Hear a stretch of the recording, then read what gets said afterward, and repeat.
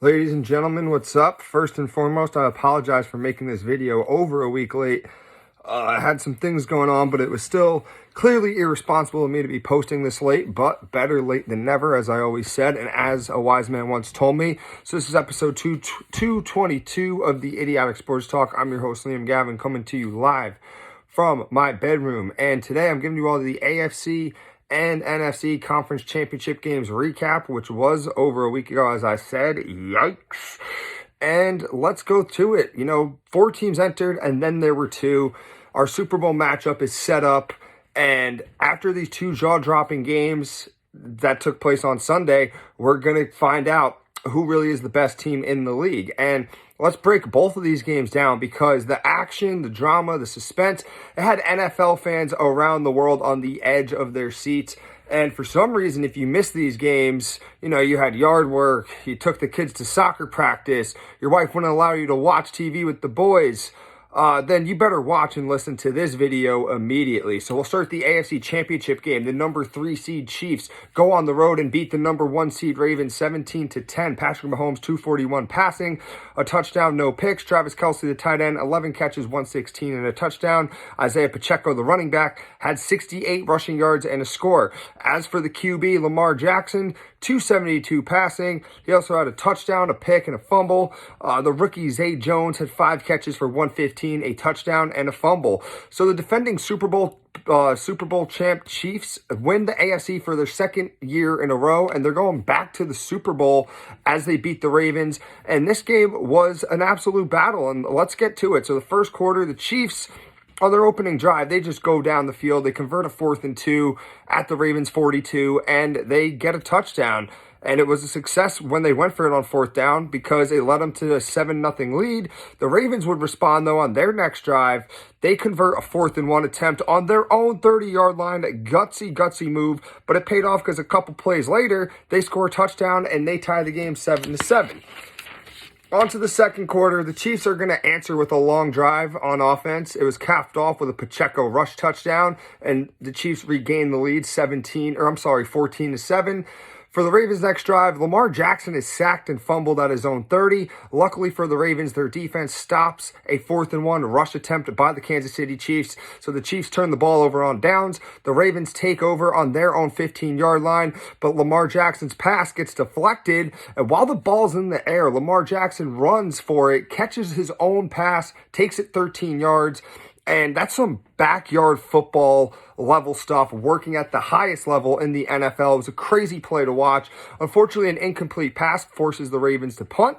And with under 1 minute left in the first half, the Ravens defense called for roughing the passer on Patrick Mahomes, and the Chiefs O-line was called for back-to-back holding calls, one which pulled away a touchdown. There was a touchdown, and it got called back due to holding. So the Chiefs kick a 52-yard field goal and end the first half with a 17-7 lead. As for the third quarter, both teams exchange punts for majority of the quarter. Lamar Jackson sacked. Mahomes throws an incompletion. Then disaster strikes for the Ravens. It's late in the third quarter with under 1 minute to go. It's 3rd and 9. Lamar hits a bomb to Zay Flowers, who is tackled at the Chiefs' 10. Zay Flowers, the rookie, he stands up, and he gets in the face of he stands over and looks down like this at the Chiefs cornerback, L'Jarius Sneed. And while Sneed's on the ground, he stands over him, talks some trash, spins the ball over him like just boom, like a top.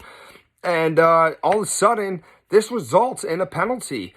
And this is going to move the Ravens back 15 yards due to the taunting call. So now the Ravens go from the Chiefs' 10-yard line to the Ravens' 25. The third quarter still ends with the Chiefs leading 17-7.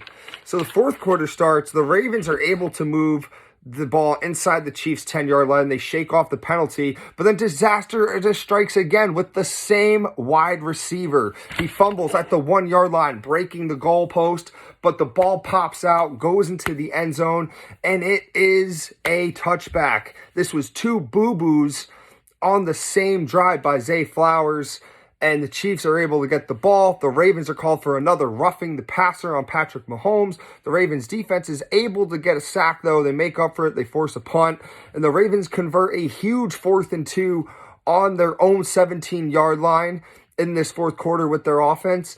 They make another huge play with Nelson Aguilar, but a couple plays later, 6:45 to go, Lamar Jackson is picked in the end zone. The Chiefs would have to punt, though. The Ravens defense would hold them to a punt, and luckily no points. So the Ravens are going to get another chance at this. An incomplete pass will force a Ravens field goal. That is good. Justin Tucker makes it as always. So the Chiefs lead 17-10 with 2.5 minutes to go. The Chiefs are going to complete a huge 3rd and 9 play to Marquez Valdes-Scantling at the 2-minute warning. The Ravens, with no timeouts left, couldn't stop the clock, and the Chiefs win. The Chiefs got it done with 330 total offensive yards, 89 rushing yards, no turnovers. They controlled the time of possession, 37.5 minutes to 22.5 minutes for Baltimore. Travis Kelce was unstoppable. The defense did their thing, 4 sacks, 2 fumbles, 1 pick in the end zone. Great on 3rd down. They held Lamar in a great rushing attack in check. They held them to just 10 points. A very elite performance by the defense, and the Chiefs always hit a different gear when it comes to playoff time. I know that they struggled. They struggled in the regular season, but when they hit the playoffs, it's a different grind for them. And now they're headed back to the Super Bowl. Mahomes is 4-2 in his 6 AFC Championship performances. This was their 6th one straight they made. The offense looks nothing like it did all season. It's starting to fire right now, and now's the perfect time. The defense is even getting better. They've been amazing all season, and now they're just getting better. And the offensive line, they've been elite this postseason. And just a good road win for this team. Extremely tough to beat in the postseason and in general.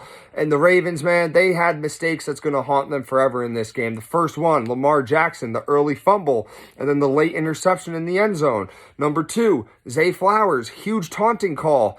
A few plays later, follows it up with a fumble at the Chiefs' 1-yard line while diving for a touchdown. He did have a hell of a game, but unfortunately, that's going to overshadow what he did. But he's still a rookie. Rookies make boneheaded plays, and, veteran guys like Odell Beckham Jr., Mark Andrews, Nelson Aguilar, they pulled him to the side and they said, "It's all right, kid. We make mistakes. We were rookies too." So I think he'll only learn a lesson from this and bounce back.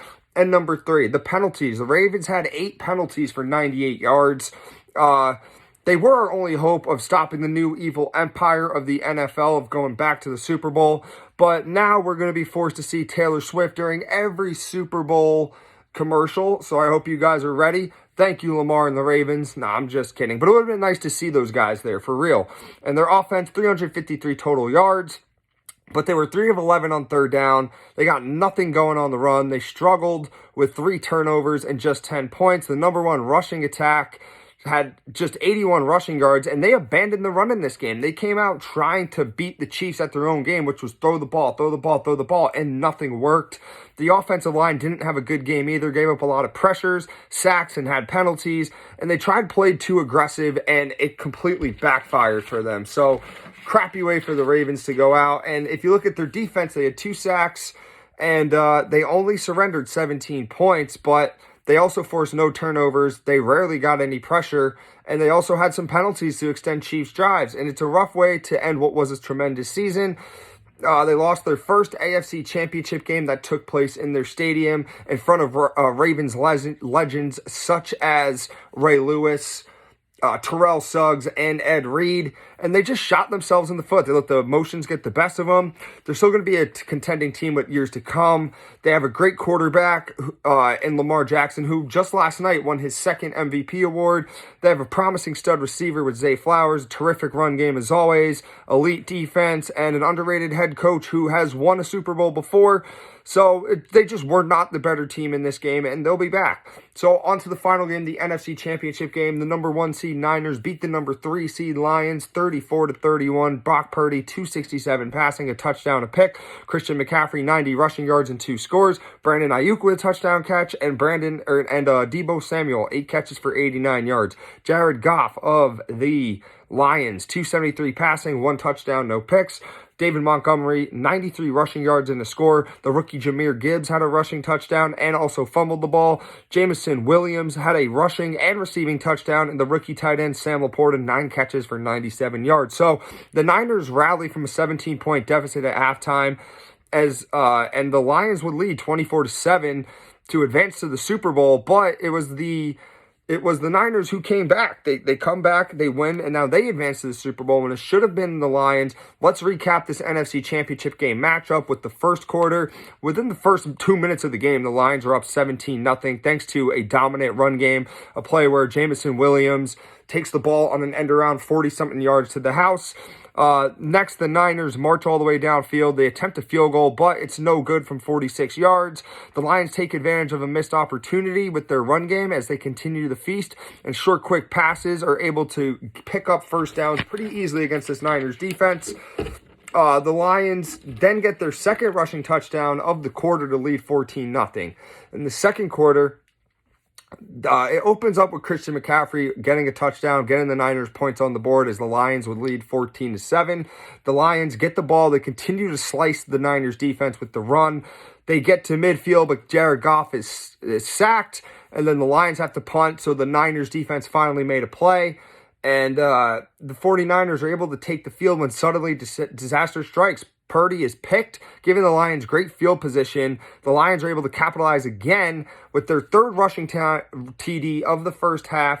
They lead 21-7, but a drop pass by the Niners on their next offensive possession leads to a punt. The Lions' rush attack continues to eat. They continue to slice and dice until Jared Goff is sacked, which brings up 3rd and 18. But on that 3rd and 18 play, they convert. They get the first down when Goff hits Amon-Ra St. Brown on a nice pitching catch. The Lions are now at the Niners 5-yard line. They're at the goal line, but the Niners defense makes a stop to force a field goal. In the final seconds of the first half, the field goal is good for the Lions, and they would have a 17-point lead of 24-7 with tons of momentum to close out the first half. So the third quarter, it starts off, the Niners drive downfield. They lead, they get into the Lions field position, they kick a 43-yard field goal, and now they're down 24-10. The Lions continue moving the ball with ease. They drive to the Niners 25-yard line. Suddenly, the play that completely flipped this game around happened. It's 4th and 2, well in field goal range. The Lions go for it on 4th down, and they fail. They are stopped. And they should have went for the field goal. Even a run on 4th and 2 would have been better than a pass, considering how great the run game was playing in this entire game. Then you just see the spark ignite. You see the light bulb ding inside of this Niners offense, inside this Niners team.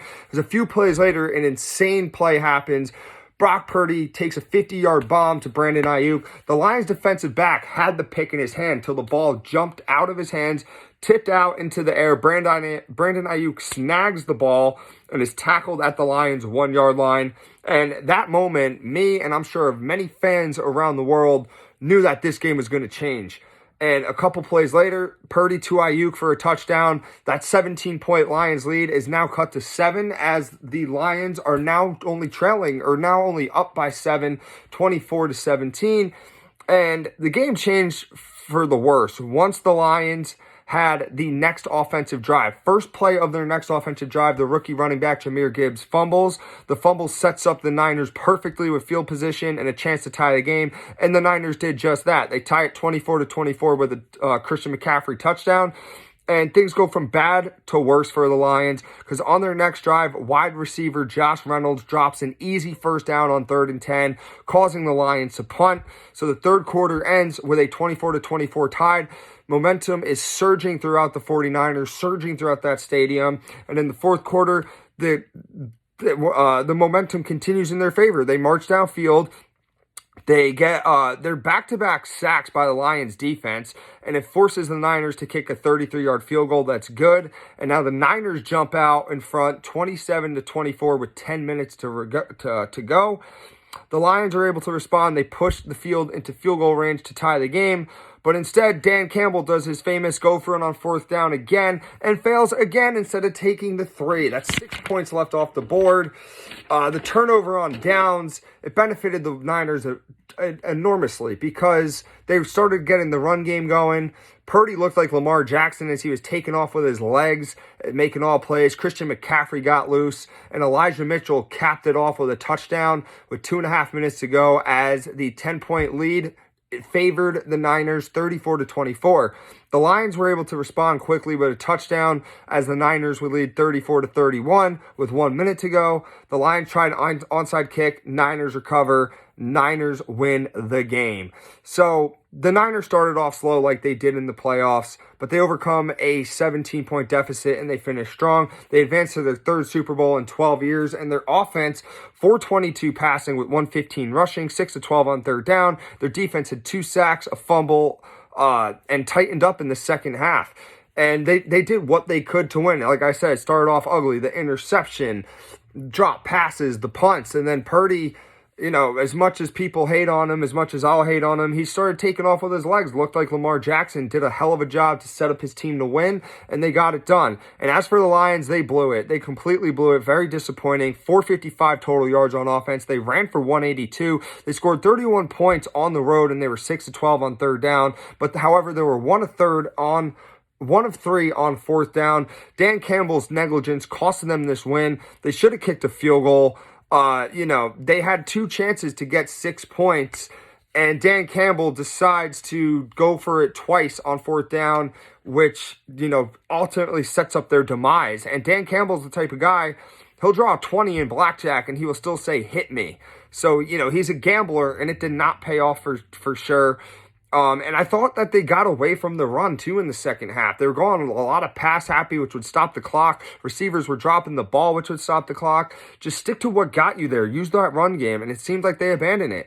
The defense, they had 2 sacks, a pick.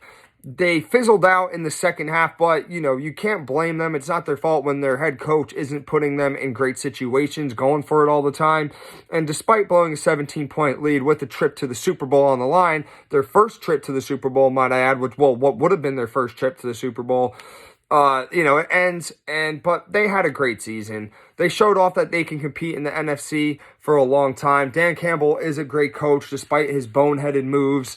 Jared Goff's a good quarterback. They have a great running back tandem. They're just all around good. They're set up nicely for the future, and we'll see what they can do. It's really tough that they had to blow this lead. I was really pulling for them to win the whole thing, but just a few things, as I mentioned, the coaching, the drop passes, penalties down the stretch, it just completely ruined them. But yeah, let me know what you guys thought of the AFC and NFC Championship game. I thought they were great. I thought they were competitive and very close the whole time. And don't forget to subscribe to this YouTube channel, follow me below on my Instagram account, and last but not least, take care and enjoy your night.